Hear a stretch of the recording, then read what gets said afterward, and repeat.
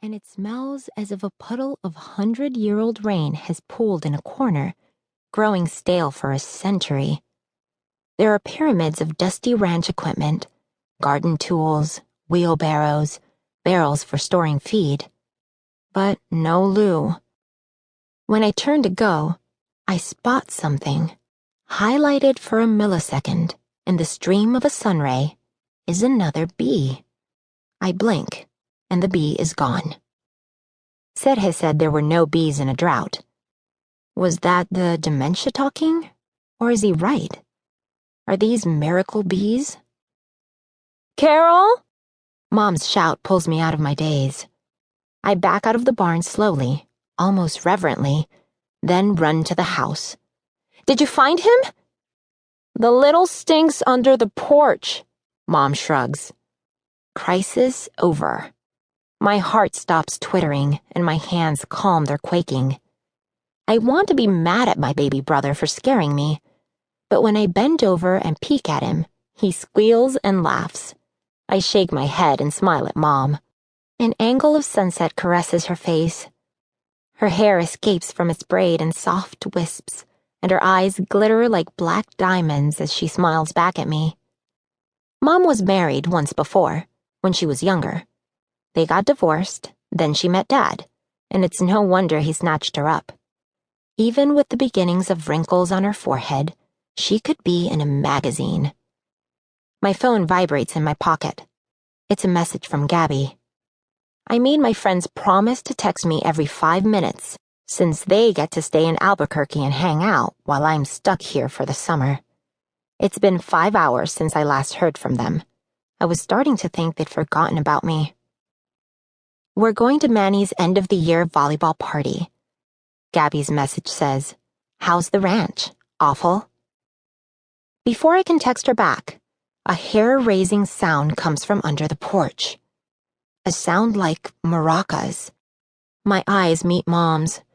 I've never heard this sound before, but growing up in New Mexico, I've listened to enough stories from hikers and farmers to place it. "Rattler?" I whisper. Mom crouches, peering into the darkness. The dog growls from the grass. Dad comes up behind us. "What, Patricia?" he asks quietly, catching our attention like a fever. Rattlesnake," I tell him. I can barely get the word out. I'm shaking so much. It was only half an hour ago, wasn't it, that we were safely driving on the highway? Half an hour ago that summer hadn't started yet? Dad's cheeks fade, seashell pale. "Get out of the way." He tries to shove in next to Mom, but she hushes him. "I've almost got him." She stretches her arms beneath the steps. "Come on, Lou. Nice and easy." "I told you, Chiquita," Serge says. "Drought makes the snakes braver, locas." The rattler hisses again, and I hold my breath. No, please don't jab Lou, I think, in case the snake reads human minds. He's only a baby. Please don't bite him. In a smooth, gliding movement, Mom yanks Lou out, like pulling a turkey from a piping hot oven.